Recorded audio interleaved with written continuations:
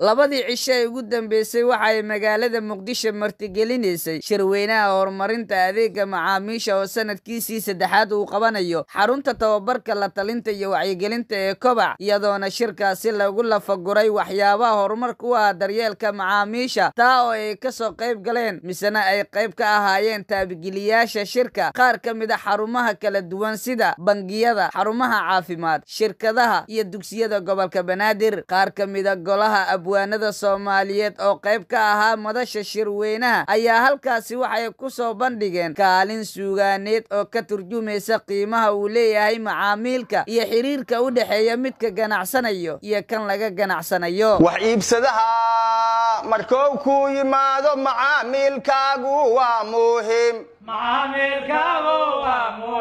waa inaad qiimaysaa macaamilkaagu waa muhiim muhiim u maamuusidii madaxdii muhiim u maamuusidii madaxdii macaamilka intaad kala maqantihiin la soco intaad kala maqantihiin hala moogaan xiriir macaan tihiin hala moogaan xiriir macaan tihiin hala moogaan xiriir macaan tihiin hala moogaan xiriir macaan tan kale inta macaamilkaagu markuu ku yimaad markuu yimaadna marxabay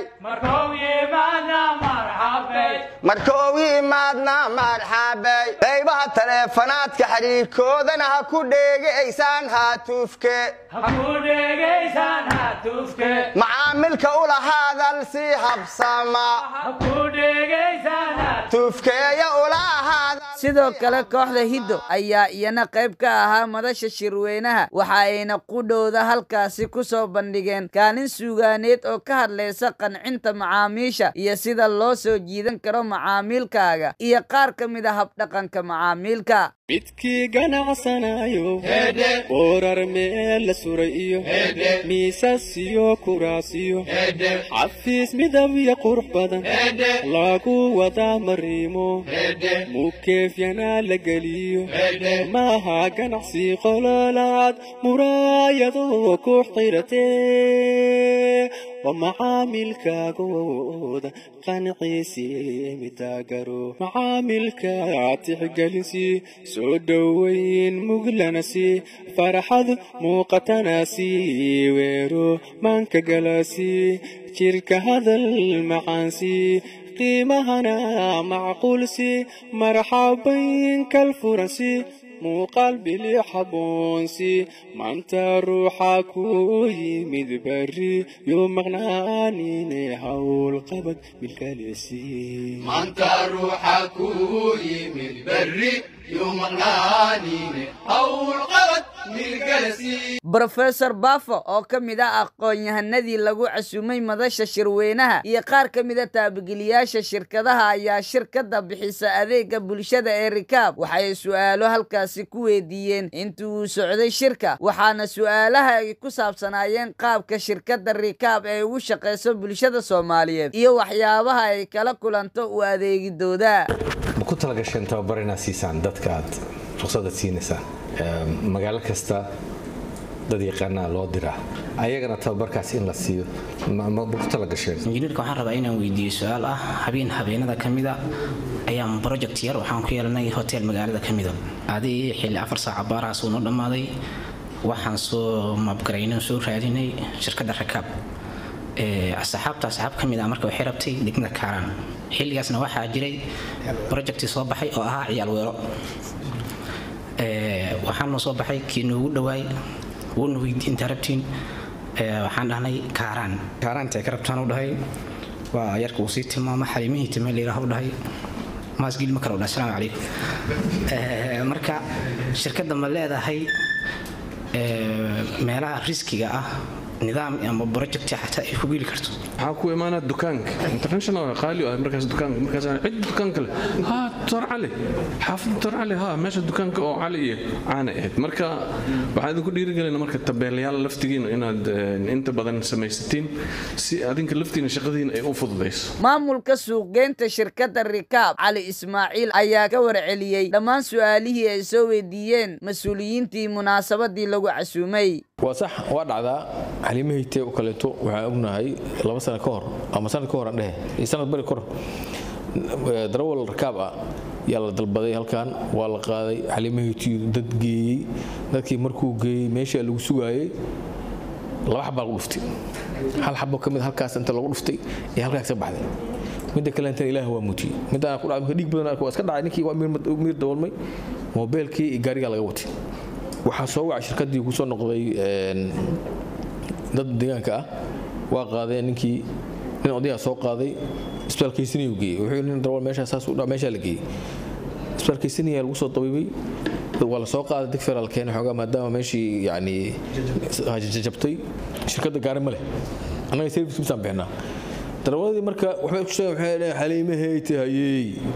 kaaba goday hayay waxay ku sheegay marka qofkii soo dalbado ma la geen kara marka ninka ma dhigi kartid ilaa riskigaas gal laakiin magaalada problem kama jiro hadda waxaan geenaa Karaan geenaa Argentina geenaa Goodland geenaa meel kasta waa tagnaa sababtoo hadda waxa ciidamadan magaalada lagu sii daayay meel walba luuq walba ciidan la geeyay taas marka xogaa amniga waa ka fiican marka xilligaas marka waxaa jirtay kiiskaas jirtay marka naga raalo mudan hadda marka xilligaas aan weysay insha Allah ta'ala hadda laakiin diyaar aan helisa horta waxa waa insha Allah 170 waa ku fiicnaanay oo cabashooyinkii hore laakiin marka soo bini'aadanka waa iska taqaanaa yani lagama waayo qalad iyo waxayna ka dhacaan marka taasna waxa waa insha Allah ta'ala macalku marka inta hadana dalbanina santeedigaas aan u dhameeno maadaama oo experience uu yahay oo macallinimo muddo ku soo jiray oo hadana customer care kan waxa waa isaga uu handle gareeyo insha Allah ta'ala waxaan rajaynaynaa in marka macallinku noo imaado oo naga sixi doona anada yani inta noo dhiman 100% ilaa ka noqonayno shirkan oo labadii maalin ka soconayay magaalada Muqdisho ayaa wax badan loogaga faa'iideysay iyadoona intii uu shirka socday lagu soo bandhigay dood wadaag ku saabsan muhiimadda tiknoolajiyada casriga ah ee daryeelka macaamiisha su'aashiisa waxay ahayd dukaana leeyahay waxaan rabaa xisaabaadkayga inaan la socdo resource-igu ugu yaryahay laptop aan haysaa adreska iyo sarfarana ma lihi ma heli karaa system xisaabeed aan xisaabaadkayga kula socon karo oo ku degsan karo waxyaalaha aad muhiimka u ah oo haddana kulliyeeta waxay tahay jawaabaha aan celinayno waxaan celin karnaa jawaabaha anaga aan la tacaamulno oo kaliya aan dadka aan ku aragnay ama maadaama uusan meeshaan aanay ahayn meel anaga ku hormarnay marka meelaha ugu hab oo aad u muhiimsan in laga helo xogta waa hadda dadkooda kaleete qaybta adeega macaamiisha aad ugu fiican yihiin oo waa jawaab celintii jawaabihii la celin lahaa automationka waxay ku habboon tahay inaysan ahayn mid uu qof computerka inuu jawaabayo la dareemayo laakiin maxaa macnaha sameynaya ogaada contentiga ama muxtawaha oo qofka jawaabta u celinayo marka hore ina xarumaha saan oo kala la talin ama yani la tashataa hanaanka u qorays laana fariinta u soo dhaceys macaamiisha waxaan rabaa Cabdul Nuurdiin Allah u naxariisto wuxuu dhigi jiray waa ka dareemaysaa jirka inuu wax galayso fariinta qofku u noqonayso waxaa fariin wax farxad gelinaysa inay noqoto ugu dambeyn ayaa shirka waxaa ka hadlay oo hadallo isugu jira ulajeedkii shirkan loo qabtay mahadcelin iyo dardaaran ka jeediyey macalinka bulshada ahna dhiirigeliyaha ummadda Soomaaliyeed sidoo kalena ahaa maskaxdii ka dambeysay isku imaatinkan kulan wadareedka shirkadaha iyo xarumaha kala duwan al-ustaad Cabdiraxmaan Macalin Ibraahim oo ku caanbaxay macalin kobac waxaana hadaladiisii ka mid ahaa ujeedada u weyn waxay ahayd inaan aqoonta macaamiisha aan faafino in maanta hal miis ay ku wada qadeeyeen ninka socda waxbarashada ninka socda sharciga qofka socda bangi qofka socda iskuul inay maanta hal meel ku isbarteen waxay kamid tahay faa'iidada maanta meeshaan aan ka helno marka waxaan rajaynayaa marka fariintan inaad gaarsiisaan shirkadaha ka socotaan madaxdooda iyo maarta shaqaalahooda in arintaasi ay kana ay isbedel ku sameeyaan idinkan ahaataan unigi koowaad oo shirkadda ka mid ah oo arintaas ku buraarugo dadkana maaragtay yani shaqaalaha iyo oo madaxda gaarsiiyo aad idinka ma celinaya kasoo qayb ina barnaamijkan kasoo qayb gasheen in ogolaateen oo isqorteen waxay keenaysaa in maanta la ogaaday barnaamijkan ina loo baahan yahay in dad ay qaateen runtii idinka hadaan soo qori lahayn maanta meesha soo gaaray ma soo gaari lahayn 60 shirkadood iyo 100 qofood oo maartay ka socoto wax aad u weyn way waxaan rajaynayaa marka sanooyinka soo socdo shirkado fara badan iyo tirada inta ka badan inay maartay imaan doonaan ugu dambeyntii waxaan rabaa inaan maadciliyo asxaabta oo barnaamijkan qaybta ka ahayd oo maartay maalgeliyay iyo dhamaan dadka qaybta ka qaatay marka waxaan rajaynayaa Ilaahay subhanahu wa ta'ala inuu maartay ay kan awaal mariyo anakana maartay naga dhigo kuwii maartay abaalkii loo guday aan maartay aan iloobin aan naqano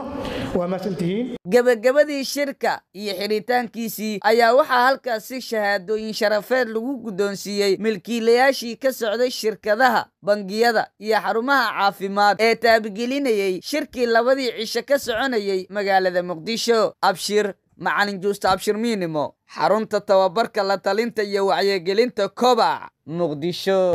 kobac waa xaruntii kobac